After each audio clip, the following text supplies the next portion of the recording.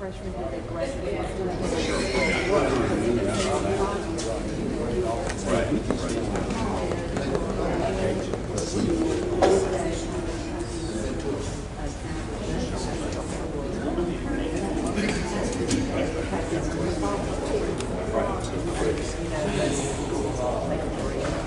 Right, yeah, I'm familiar with that. So do you think that so it's a case of they're not making enough funds taking the chance, or is it a case of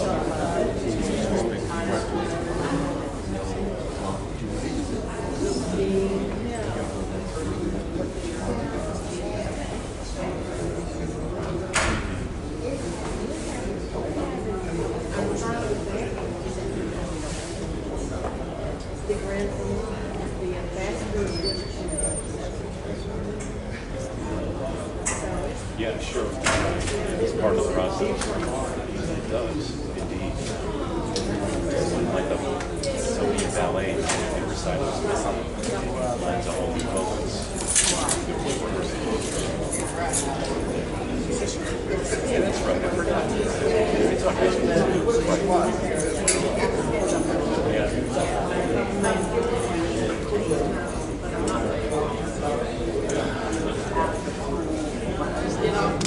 One plane to get on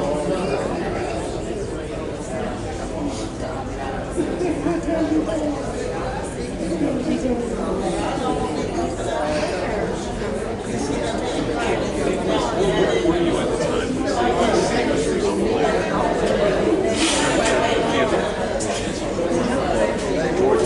Which is sort of funny. Turn out, don't be like that. That's what we were saying. I should be thinking. You're right.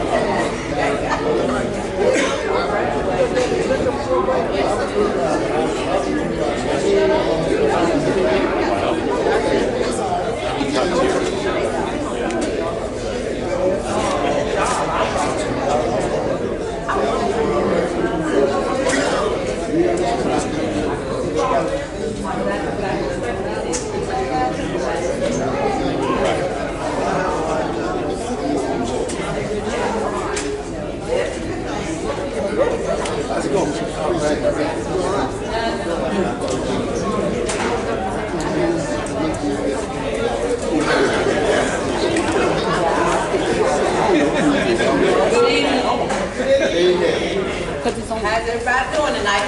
I want to thank, first of all, I want to thank everybody for coming out in this cold weather. Because it's sort of chill out there tonight. The purpose of this community service meeting tonight is, I'm going to let Al Davis be our speaker, but I'm going to make a couple of announcements before we get started. I want to ask Bishop Parker to say a prayer before we actually get started. Well, we want to always pray first. And I got a couple of minutes in mind.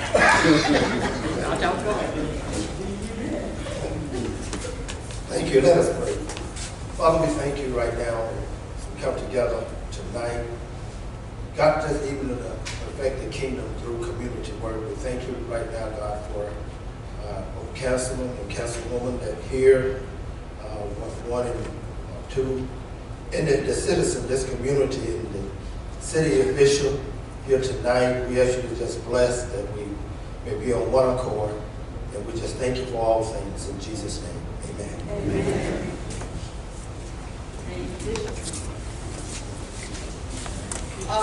One of the things I want to announce before we get started tonight, I have been working on some things and I've brought it to the attention of the city council members.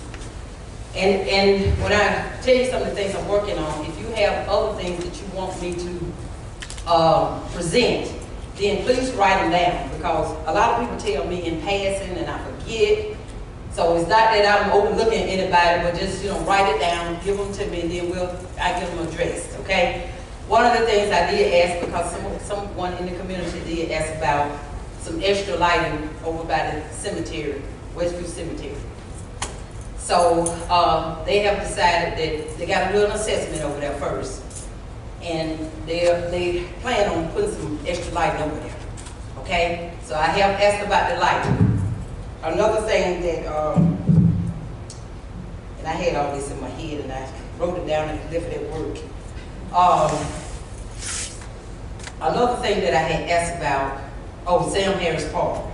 I know people had complaints about where they put that basketball court, okay? And I did address that issue. So they're gonna do some assessments on moving the basketball goal. Now, when I brought it up, it was said that someone asked for it to be put there. But I just don't think that that's the proper place to have a basketball goal right in the parking area. So I asked them, you know, maybe they could try to move it, found another place for it. Becky Richardson let me know that they're getting ready or working on a plan.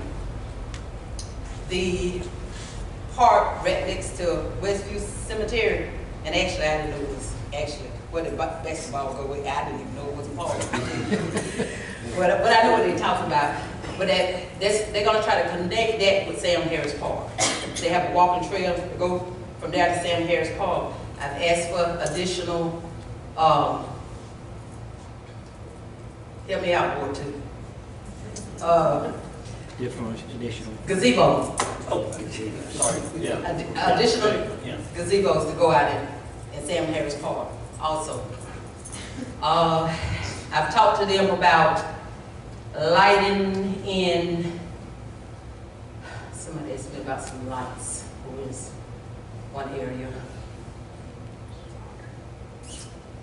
I can't think of what area it is right now. But I've also asked about a library in this area. So some type of satellite library so that we can have access in this area to have some way to use computers, and you know, people won't have to go way across town to use the library, and you know, it'd be more convenient if we get a library, maybe here in Morgan, hopefully. Is one of the things that we talked about.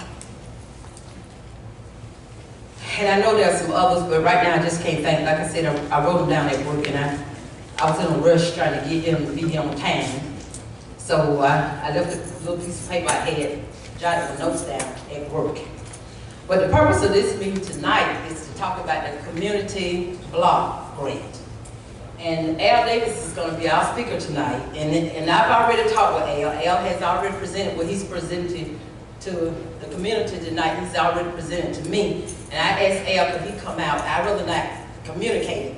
I prefer for him to communicate the things that the grant one is doing for Northwest Auburn. So I'm gonna, and I don't know if a lot of y'all know Al, and I hope everybody here know me.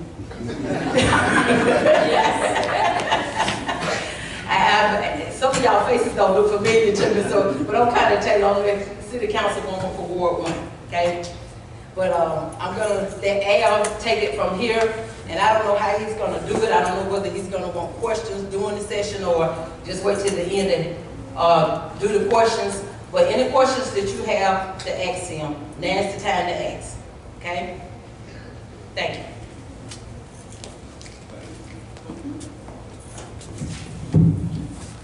Let me say thank you to Councilwoman Taylor first.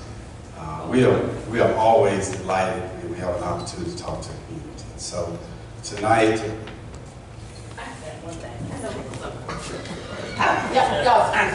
I was intending to introduce some of the council members that are here tonight. I have Kelly Griswold, he's in Ward 2. And Ward 2 and Ward 1 sort of run hand in hand. It's pretty much all part of Northwest Auburn is what it's divided up into. And I also have Bob Parson, and he's Ward 6. And so we all pretty much got the same interests, okay? So they're interested in what's going on. And I guess everybody else pretty much know everybody. You're introduced, okay. And then we have Bishop Torres, the former councilman. You we got my cousin, we got Tonight, what we want to do is of course talk about the Community Development Block Grant Program, but what we also want to do is just talk in general a little bit about what this department is all about. The community service or community development was once part of the economic development department, but the city went through a reorganization last year, and they split out from the economic development department, community development, and put it in a department that we now call community services. So it's a standalone department that's full focus is to administer the community development block grant as well as manage this wonderful facility working. So that's really two of our major roles as this new department. So tonight we're just going to kind of walk through it a little bit, talk about the community development block grant and it's a little more detail so you know what's involved with it, how we do allocate our dollars, how we're spending those dollars, what our plans are for this year. Each year we go through a process where we decide what our plan is going to be for the year. We went through this process even before I arrived in July. We'd already decided what the plan was going to be for this coming year. And so we're going to talk about that a little bit, how we're going to spend those dollars this current year. We will, I'm going to ask one of my staff members in the back, we're going to just dim the lights a little bit on this side so we can see the screen. We'll leave that side of the lights on. But we do want you to be able to see it as we go through the presentation tonight. We're going to present it a little different.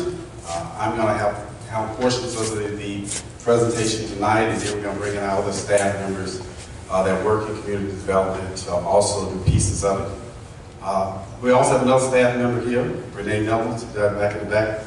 Raise your hand. Renee is responsible for, she works on the gym side. She handles everything over on that side of the building, also helps me with the rest of the working, but she's here as well tonight. Todd White, who's our Community Development Administrator. Todd, raise your hand. Todd will be handling the discussion tonight, at least the presentation tonight, talk a little about what we do in the terms of public improvement projects. Ashley Simpson, who's over here as well. Ashley, raise your hand. Ashley's going to talk about our public service programs, and those are really major parts of our CDBG program. A lot of people don't know what's involved with public service. We're going to talk about it a little bit tonight so you know what are the programs, how we fund some of those programs, and how you can access some of those programs. I will handle the introduction portion of the meeting tonight. I'm going to talk about the housing programs, both our rehabilitation efforts as well as our affordable housing, and then we'll spend a few minutes on talking about working and what we do in this facility. So by the time we finish tonight, we hope we have given you a complete overview of our community service and the CDBG program. The other, I think, very important thing, as you notice on the first screen, the community service department is actually located in Morgan. If we're not aware, when you come in the front door, our offices are immediately to your right. So we're actually in the community, which we're very proud to be here in the community. So we feel just as much a part of Northwest West Auburn as many of you, because we are situated here, we do all our business here, we're here so we can accessible to you. We're here with a lot of our sub-recipients, and those are the individuals that get funding through the CDBG program, are located in this building with us. So that's a plus to us because we have an opportunity to visit with those agencies. We're already funding a lot of those agencies. So we're here with them. We see what their issues are. We see what their problems are. We're able to talk to them every day. I walk by all of my little babies every day in Jordan and Auburn daycare. And that gives us an opportunity to see what's going on in those programs, have an opportunity to talk to those directors, see what we need to do relative to this building, how we can better serve those agencies. So I want you to know that we're here. So as we go through the presentation tonight, there's some areas you're interested in, or there's some additional questions you want to ask. We're right in this building, and we want you to be able to come see us and follow up on anything that you've heard tonight or have some additional questions.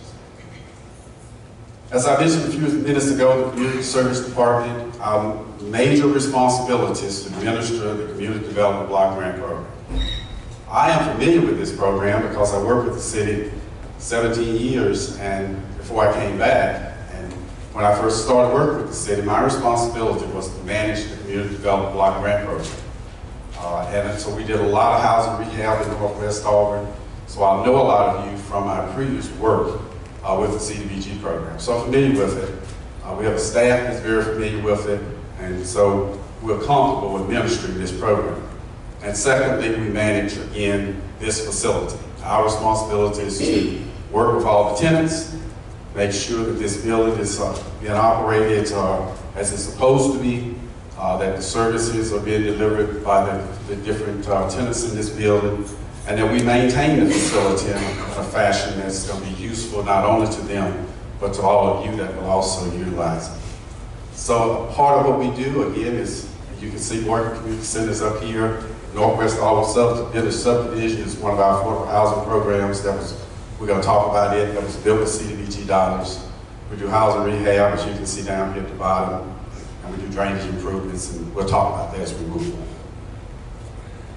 I wanted to outline something to you early in the process because a lot of people in our community know we get CDBG funding, but don't always know kind of how that happens.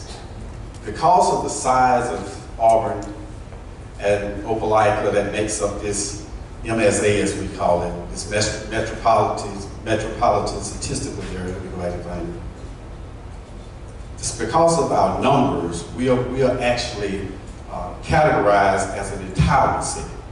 That's important in the CDBG world. If you're an entitlement city, that means that you get funding every year from the Housing and Urban Development. You get funding automatically every year, which means you don't have to actually go out and submit a grant every year and apply for funding. When I was first working with City of Auburn, we were not an entitlement city, which meant that we had to actually submit a grant, compete against other cities of our sizes throughout the state of Alabama, and hope we got funded. We always wrote good grants, so we always got funded, but we had to compete for those dollars. As an entitlement city, we get so much money every year. This year, our allocation is $490,000. We take those dollars and we support all the services and programs that you're going to see us talk about tonight. Now, we've seen those dollars go down.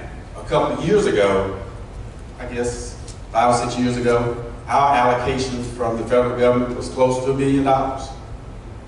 So we were able to actually build Northwest Auburn Village because that funding was that large. So in the last 5 years or so, we have seen that funding go down from almost $1 billion to now $490,000.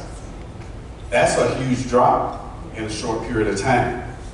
But that's what's happening with federal funding through our programs all over the country. So it's also affecting us when it comes to CDBG. But I'm still pleased and we're still happy that we're an entitlement city because we know we're going to get some funding every year. It may not be as much as we were getting 5 or 6 years ago, but we're still getting some funding every year. We know we're going to get that funding to continue to do the programs that we're doing. So you get the general idea of what other entitlement communities are in Alabama. It's not a lot of them. It's really a small group when you think about the whole state of Alabama. But you think about the whole state of Alabama, and we're one of the few entitlement communities in the state. What it means when you're an entitlement community is you have a little bit more control over what you do with your funding. Now, we always have public hearings about our funding. You'll see us advertise as we get ready to go into the new year. We'll have public hearings, we'll invite the community in to see what we plan on doing with those dollars, give you an opportunity to have some input. We do that because that's a requirement to be a entitlement city. You have to communicate with the public, get the public input. And we'll be doing some of that this year as we prepare for next year to get your input on what it is that we should be doing with our CDBG dollars. We think we do a good job of it, but you may always have some additional ideas and some other thoughts on what we could do even more so with our dollars, how we can spread them out, how we can impact other areas. And so we'll let you know as we move into that area about those public meetings on when we begin to decide not this year's dollars, but next year's dollars. Part of the entitlement cities, they give you that flexibility to kind of decide how you're going to allocate your dollars. Now, HUD still has to prove all this, but they do give us an opportunity to have some input on the front end. The one thing we're going to do is try to get through this presentation and then we'll back up and deal with any questions you have. We'll go back to any slides you need to see. But that way we can move through it and you can kind of get a general view before we open up for questions. This is very important. Any community that's an entitled community has to meet one of these HUD objectives. You have to meet one of them. It's not a choice. You must. Our focus is on this first one. All of our funding is dedicated to benefit low to moderate income persons. That's how we use our funding in the city of Auburn. There are other communities that use their funding that have to meet these objectives, but our objectives, ever since I've been involved with this program, has been on that very first one. Everything we do in the community development program has to benefit low to moderate income persons. Whether it's affordable housing, whether it's housing rehab, whether it's public service, any of those programs help to benefit low to moderate income individuals. What are our goals in CDBG? They're really fairly simple from our perspective. Decent housing. That's huge to us. Decent housing. Again, whether it's housing rehab, we're doing some rehab work on your house, or whether we're building a new home for someone that's have never been able to own a house and we're giving them the opportunity to own a home. Our public service activities are really, really important. And Ashley's going to talk about some of those, whether it's utility assistance or any of those type of things on public service. Public improvements, we do street repaving over in Northwest Auburn. We do drainage projects in Northwest Auburn with CDBG dollars. So that's one of our focus. And we always work towards expanding economic opportunities. And we do that through some other funding sources, some other work we do with economic development with another Section 108 dollars that we help with projects that's going to generate jobs. So we still do some economic development work as well. I really want you to take a moment and look at this chart, because everything we do in community development in terms of CDBG dollars, you have to meet the HUD income limits. So if you think about the size of your household, whether you have one person, two person, three, four, how many people you got in your household, you're gonna have to fall within this range. Between, for example, if you've got one person in the household, it's gonna have to be between 13,850 and 36,9. You got to meet these income limits if you're going to receive support and funding under CDBG. We don't have an option here. This is what the federal government requires. If we are going to assist individuals that request CDBG dollars, they have to meet the HUD income limits. So I put that chart there so you can kind of have a mental note in your mind. Remember I said all our programs support low to moderate income. So it's going from low to moderate. So in this case, if you're one person, you can't earn more than $36,900 in order to be able to get funding through CDBG. So if you just remember this chart, as we start talking about the other programs, kind of look at where you will fit, your household will fit, what your dollar range has to be, and then that'll give you a general idea of how you qualify for various funding. Now, when you look at that income, the one thing that we're going to talk about as we go through, if you got a household of 4 people, we have to look at the income of all 4 people in that house. So it's not just one person, but all 4 people. We have to verify their income and make sure they do not exceed that 50, in this case, do not exceed $52,700. And again, we don't have options. It's not something that we can maybe go a little higher. We can't do that. We have to stay within the HUD guidelines. Failure to do that jeopardizes the whole program. The city could lose its funding. So we are very careful.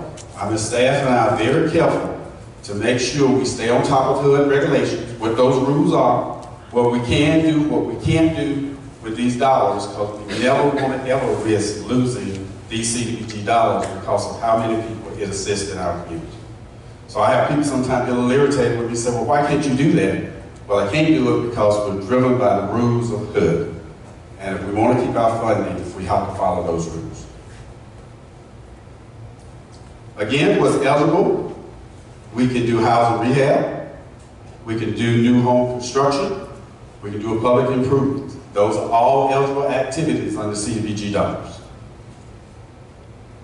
Now here's what we plan on doing in 2018. Remember I said that we've already decided, even before I arrived in July, we'd already gone through the public hearings, and we'd already decided this year, this was going to be our work plan. Every year we have a work plan. So from now through May, June of next year, when the program year ends for CDBG, it runs a different program year than our fiscal year. We have to have all our work finished by May. Anything we're doing under this plan, we're supposed to have finished by May of 2019. Then we start a new program year, June, for the following year. So you'll see a plan for 2019 in June of next year. You will already have seen it before then, but it will go into action in June of 2019. But this year, this is what we're going to do. The plans are to, one, build 7 new homes at the corner of Bird and Tucker. That's our affordable housing program. We're going to go into that little details shortly. We'll show you what we plan on doing there, what those lots are going to look like, what the plans are for those affordable houses. We're also planning to provide some homeowner assistance to those individuals that we're going to build houses to, and we'll talk about that a little bit too. We help with closing costs and some of those things to make it affordable. We're going to do some repair work to about 10 houses. This time, we normally, in the past, we have done some kind of large grants for home rehab work. We're not going to do those loans, those large loans like we've done in the past. For one thing, we don't have a lot of funding for this particular part of the CDBG program. This year, we're going to focus in on doing small grants, $5,000 or less, for people that need some minor rehab work on their houses. Typically, we do loans. And some of those loans could be as large as $15,000, $20,000, $25,000, sometimes a little larger than that, to do major rehab work. We're not going to do major rehab work in this cycle, which we'll probably do it in the future, but in this cycle, we're going to focus in on doing smaller grant work. People need roofs, heating systems, smaller type of work that we can do and do grants as opposed to the larger loans this round. We will continue to demolish some dilapidated homes. I get called all the time from individuals about an old house next to them they'd like to see torn down. Well, we do plan on doing at least 2. We're hoping to do more than that, depending upon how funding goes during the cycle. We're going to try to take down a few more than that, but that's what's in our plan right now. It's at least 2. We'll try to take at least 2 dilapidated homes down this cycle. We're going to look for some new land for our affordable housing program. In order to build affordable houses, you got to have property. So we're going to be looking for some additional property this year. We got a little funding in the budget to see if we can buy some additional lots so we can keep the affordable housing program moving. We may not build a whole big subdivision, but if we can build 2 or 3 houses together on one lot, and, on one street, then that's what we like to do. So we're going to be looking for some housing, some vacant land for some housing. So I'm hoping some of you in here can help us identify some particular lots, some vacant lots on some streets that we might be able to acquire and have those lots set aside to build some new houses next year going forward. On our public service programs, we're going to talk about this, some of our subsidized programs that benefit our seniors. We expect that program will benefit at least 100 seniors. We have some programs that's geared to our youth. We're expecting that anywhere from 250 to 300 youth will benefit from those programs. We have programs that benefit, support families with children with developmental skills. We think at least 50 persons will benefit from that. And we also help people that are homeless. We do assist people that find themselves in a situation they're homeless. We do have a program that will assist along with some of our other support agencies. We're going to talk about that. And we're going to do some public improvements. We're going to resurface Lynn Street and Combs Avenue. We expect at least 20 households will benefit from that resurfacing. And we're going to do a sewer improvement at the corner of Adele Avenue and Foster, where we know at least 10 homeowners will benefit from that. So the way we try to do the program is we try to cover not just one item, but an array of things that benefit the community. Not just housing, but how public service efforts as well as some public improvements that we do, street drainage. So it's a comprehensive program. And you'll see as we go through that we try to use these dollars, stretch them as far as we can, and benefit as many people as we can. That's the whole objective.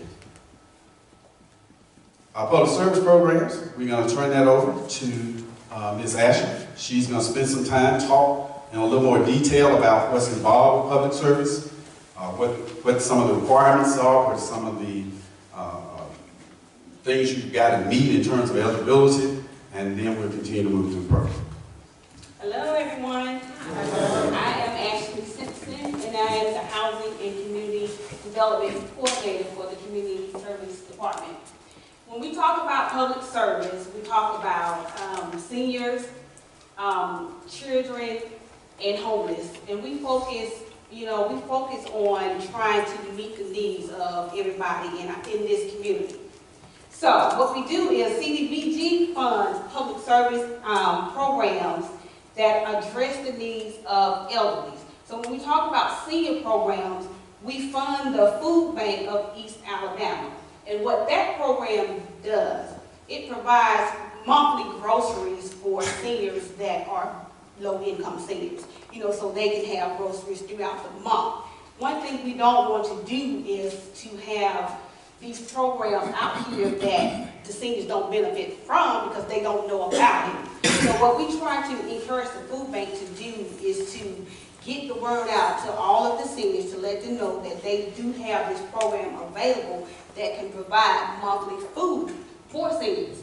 Also, we fund the East Alabama transportation for the East House. What we do is we fund their transportation program. They use their buses to take seniors to like doctor's appointments or any kind of activities that they have related to any programs that they have at the East House. And we also fund that program. Another program that we are looking to fund in next year's funding would be the senior program located here at the Working Center.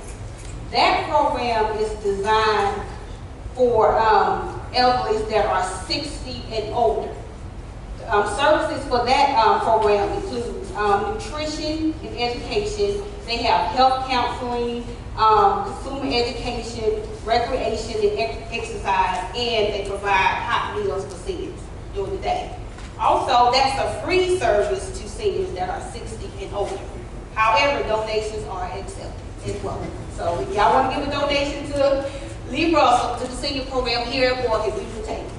Okay, we're going to move to child and daycare programs. Here at the Morgan Center, we fund the Auburn Daycare Center and Joyland Daycare Center. They provide daycare services to kids that are 6 weeks to 12 years old. And they also have after-school programs for parents that are working and they need, after-school care for their kids. So we also fund their programs. They have a lot of educational programs that they have for kids. So we try to, give them that extra funding so they can be able to provide the services that the kids need, educational, programs for those kids.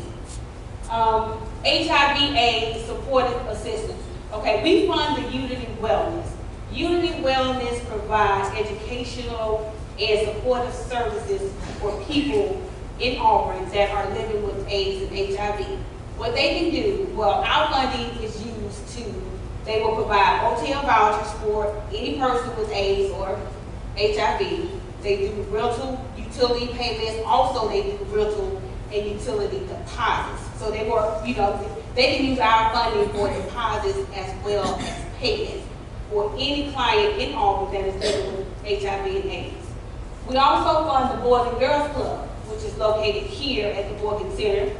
Funding is used for that program for their after-school program, and also they have a summer program for the kids. So what we do is we give them funding so they, can, use those fundings to help run their program.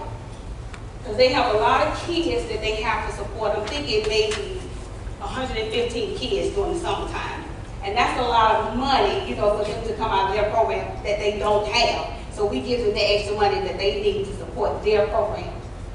Also, we have what we call the sports voucher program. and that also falls under the youth services program. What that is we provide a sports voucher for any low to moderate income kid that has signed up through the Auburn Parks and Rec for any sports. So we will pay their registration fees up to $50. They can do that. That program is offered twice a year. So 1 month, they can, if they want to do basketball, we can pay for basketball. A couple of months, they may have softball or soccer, we can do that as well for the same child up to $50. Okay, we have the Homeless Supportive Assistance Program. That program is administered through the Salvation Army. What that is, if we have any person that is homeless or displaced in the Auburn area, you know, they would contact our office and we would send them to the Salvation Army. Salvation Army would provide a hotel voucher up to 2 nights at a hotel in Auburn, or sometime it may be in Overlight. Also, they will provide a Greyhound bus ticket for anyone that is homeless that is looking to get to a shelter. So we can provide, you know, bus ticket fees for that as well.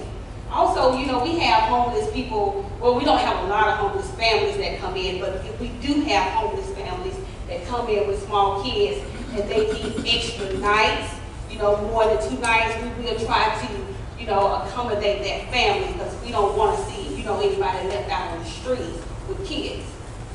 Okay, lastly, we have the utility rental mortgage assistance. That's one of our popular programs. What that is we provide utility assistance for low to moderate income residents in Auburn. What we can do is we can pay up to $150 on your utility bill, on your rent, or your mortgage. In order to qualify for those programs, going back to the HUD income limits, you have to fall within those income limits. If you are over those income limits, you would not qualify. Also, you have to live within the city limits of Auburn to qualify for that, all of those programs, and you cannot be on Section 8 of public housing. So what we would do is, if you come in for utility rental or mortgage assistance, it's an application process that you would have to go through. We would have to take all of your income, and we have to verify all of the members in your household, which we have to have a copy of your Social Security cards.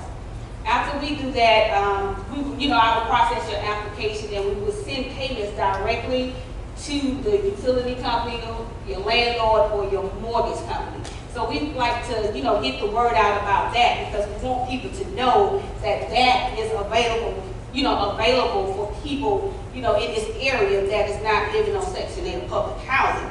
And especially, we want the elderly to take advantage of the utility program. We don't want anybody to be, their services disconnected when we are right here, we can help you.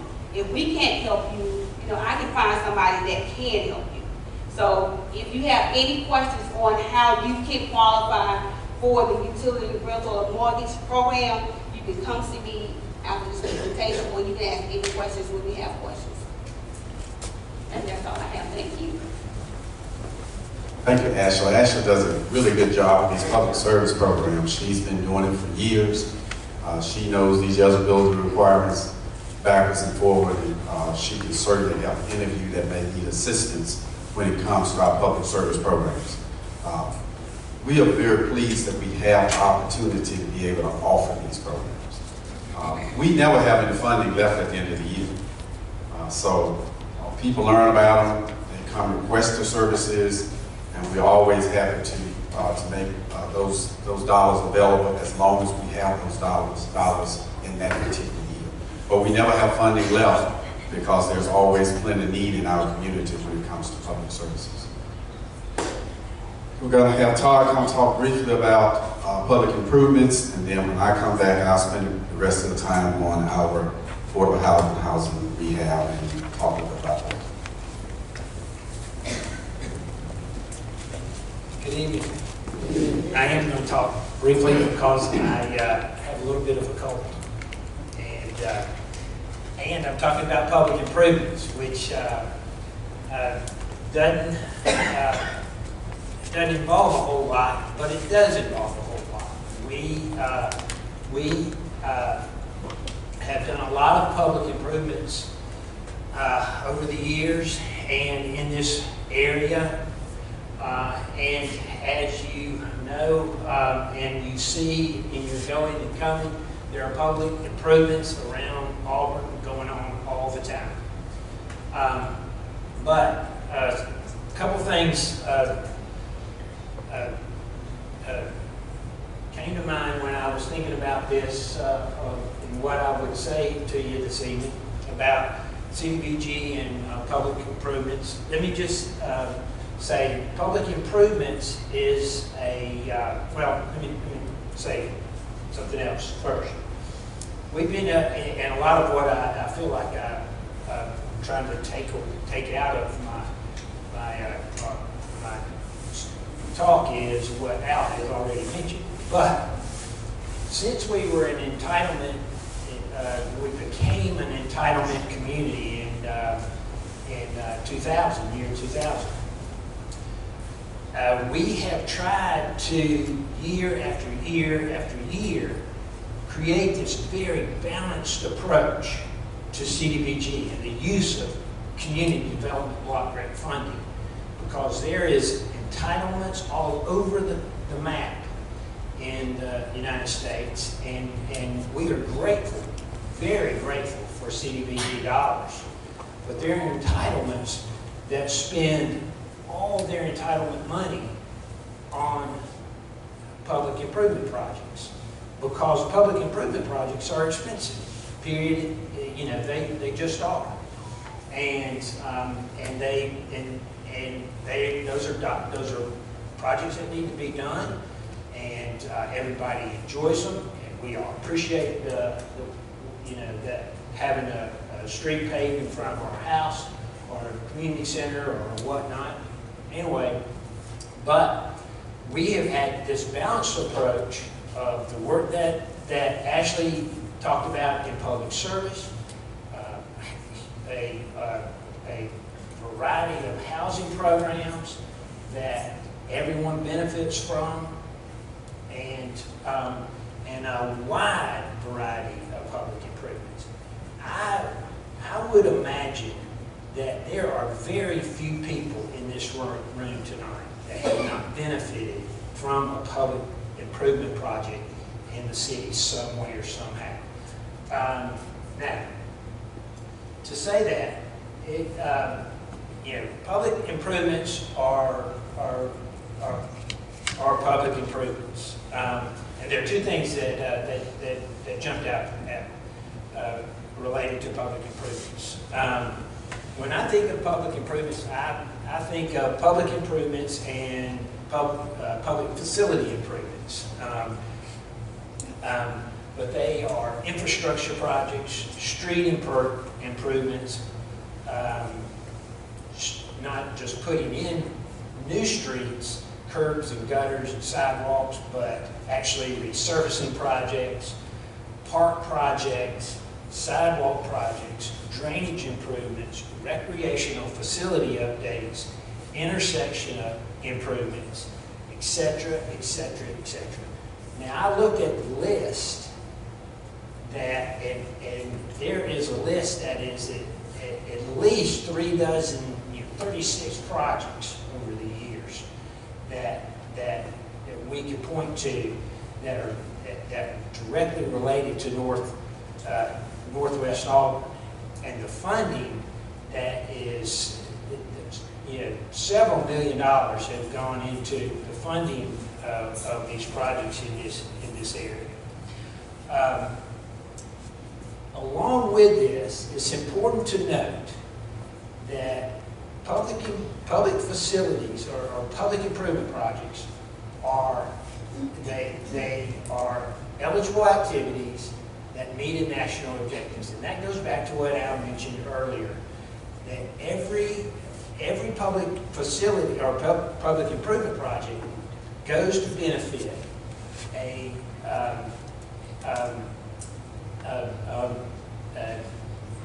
household that is low to moderate income household, or a census tract that is identified on the census data that is a low to moderate income census tract.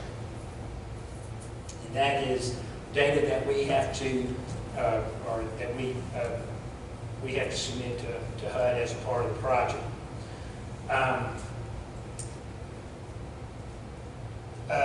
The other thing that I wanted to say about public improvements, that over time, and this goes back to kind of our look at being an entitlement for over almost 18 years now, and this touches on what Al talked about. When we became an entitlement in 2000, our funding level was $819,000. We stayed at that level of funding for almost 6 years.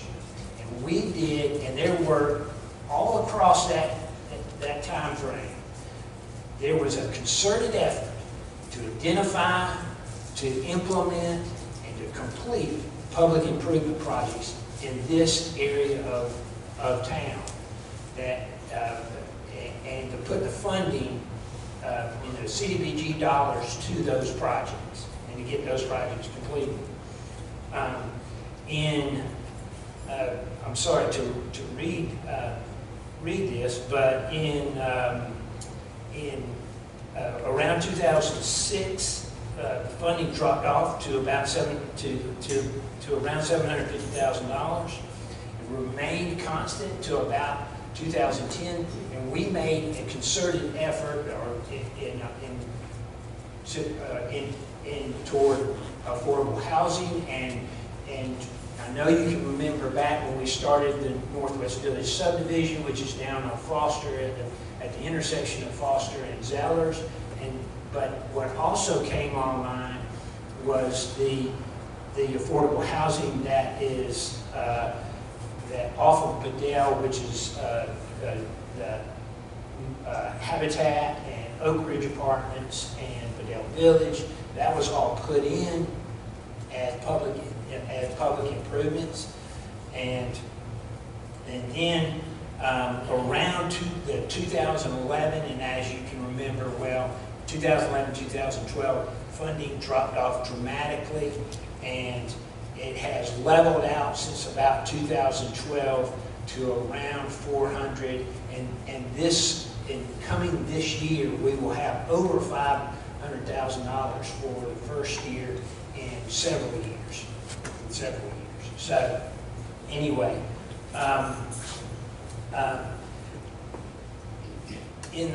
about 3 years ago, we made we made the plan, or came up with the plan to renovate this area, or not renovate this area, renovate this building, put CDBG dollars to that project, and move our offices here.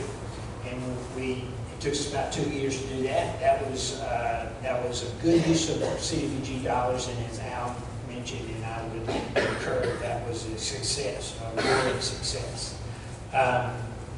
And in the coming year, we, as Al also mentioned, we plan to repay Lynn and Combs, and we plan to equip, really update sewer that is at the corner of Bedell and Foster, and that will bring those lots online for 10 low-to-moderate income households.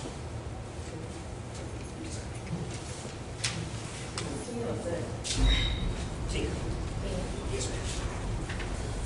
Thank you, Todd. One of the reasons that I've involved the staff members tonight is because as you come into our office to get assistance, you'll be dealing a lot of times with, you'll be dealing strictly with Ashley if you come in with public service. And as you come in having questions about our improvement projects, Todd does a lot of the background work on that. HUD requires a lot on any of these projects, so he'll do a lot of background work on that. So I want you to know these folks. I'd like you to know who's in our office, what they do, know their faces, and identify them. So when you do come in the office, you have some general idea who you're going to be dealing with. So that's why I've involved them tonight, to kind of get you a little bit more familiar with them if you were not familiar with them before now. The next few minutes, what I want to do is talk about our housing programs. This has always been dear to me. I love housing because I think that's so important to any community, decent, affordable housing. I mentioned to you a few minutes ago on the housing rehab piece. We're going to change it a little bit this year, just simply because of the funding that we have available this year for housing rehab. We can do roofs. That's one of those things that we can do with $5,000 less most of the time. We can put a roof on a house. We do work a lot sometimes when people have need work sometime done on sewer lines or some of those type of things we can work with. We often do work with people need some minor repairs on a bathroom or they've got some floor issues, sometimes small foundation work that we need to do. So this year we hope to do quite a few of these little small grants. So as you're thinking tonight, if you got some small repair work that you're interested in getting done, then we're going to ask you to come in and see one of our staff members, fill out an application. We've got some of these available tonight. So you can take one home with you and complete it, bring it back to us. But this gives us a general idea of kind of what type of work you need and give us some general information about you so we can reach out to you and do some follow-up with you and see if we can help you with some minor repair work. So we look forward to doing some of these housing rehab projects this year. We always do some, we look forward to doing them this year. I'll talk a little bit about affordable housing program. I got a question from a citizen a couple of weeks ago. They said, well, I didn't think the city could build houses. Well, the city really don't build houses. We have a partner that works with us. We call the partner the North Auburn Housing Development Corporation. They work along with the city hand in hand to get these homes built. So the houses are actually built by the North Auburn Housing Development Corporation, which is a partner of ours. That's one of the hood requirements. The city itself can go in and construct houses. We have to have a relationship with a housing development corporation to do that. So the city formed one some years ago, and we now use that organization to help us put affordable housing on the ground. They actually work with us to actually have a house constructed. They have their own board, their own chair, they meet regularly, they look at the projects, they approve the various projects, and they have been a wonderful partner with us ever since we started building houses. So that's how the city is able to build affordable house, is through our partnership with the North Auburn Housing Development Corporation, and it has been a great partnership. We do have various incentives that we make available to the homeowners as we try to work with them to be able to move into one of these homes. One thing has always been an issue for a lot of individuals is closing costs. That can be very difficult for a person that's trying to buy a house. And one of the things we try to do with these houses is keep the house affordable, which means, and we've seen that affordability go up. It's getting more and more expensive to build a house, particularly in Auburn. We try to keep our houses about $100,000. We try to keep it there. Because it's awfully hard to build a house for anything less than that, to be honest with you. But we try to keep it affordable, and we do some things to try to make that house affordable for you. There's some things the city can do, and we'll talk about that and what we do to try to make it affordable. First of all, we try to keep it at $100,000. And that's not too many houses being built in Auburn at $100,000. But we try to keep it there to try to make it affordable. And we provide the closing costs for the individuals that are purchasing that house. So we'll provide closing costs up to $3,000. Now that closing cost is forgiven after 30 years. So if you stay in the house for the whole duration of the time for the mortgage, we forgive that cost after 30 years. So you might pay that $3,000 back. But that is a way to help a lot of homeowners, and it did help a lot of homeowners when we built Northwest Auburn Village, because it gave individuals an opportunity to get in that house without having to worry about how they was going to deal with $3,000 in closing costs. The other thing that we do is, through the North Auburn Housing Development Corporation, we provide a 30-year amortized loan at 3% for 20% of the sales price. Let me explain it. Let's say the house costs $100,000. Well, $20,000 of that, we do basically a second mortgage at 3%. That's huge. Because when that person goes into the bank to get that first mortgage, that's attracted to the bank. That we got $20,000 sitting out there that's going to be covered by a second mortgage by the city. But that's going to make it a lot easier for that person to get a $80,000 mortgage than a $100,000 mortgage. So that's really important, is that ability for the city to provide that second mortgage up to 20% of the sales price at 3%. That makes it affordable for most folks. Instead of having to go into that bank and get a $100,000 mortgage and pay whatever the prevailing interest rate may be, they can get a first mortgage at whatever that interest rate may be and know that we're going to come behind them with the second mortgage for 20% at 3%. And that most of the time make these deals actually work for the homeowner that's going in to try to get a first mortgage from the bank. Again, here's what's required if you're going to participate in the City's Affordable Housing Program. You must meet the HUD income limits. And remember we said that a few minutes ago, I'll go back to it again. You got to meet those income limits. That's the first thing. So if you're interested in participating in the city's program, the first thing you need to do is make sure that you meet the HUD income limits.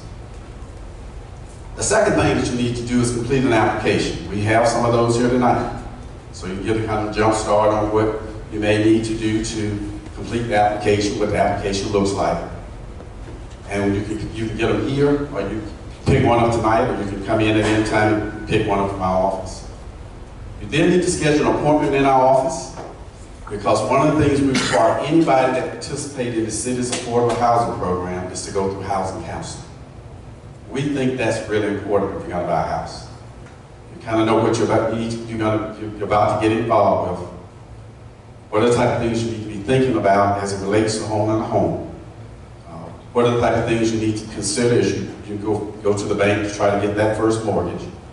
What the type of things you need to think about relative to what type of credit score you may need to have. So we get people to at least go through this counseling program.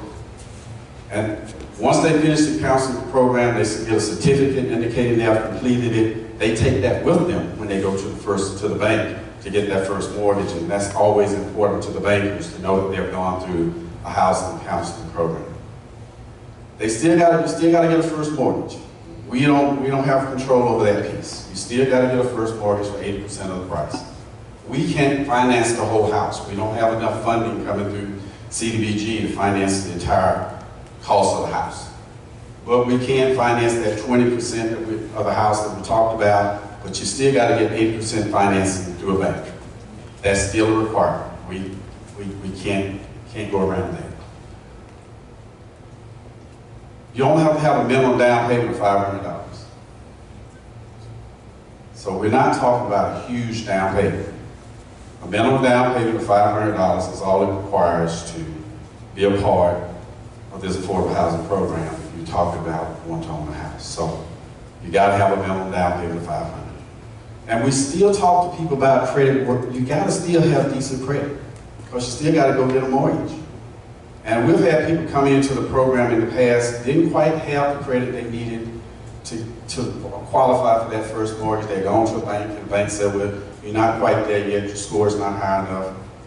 But we've seen a lot of those people use that not as, and throw their hands up and say, I can never own a house, but it became incentive to those people to begin to work to try to get that score up. And we may see some of those people come back this round that's been working since the last time we built an affordable house, trying to get their scores where they can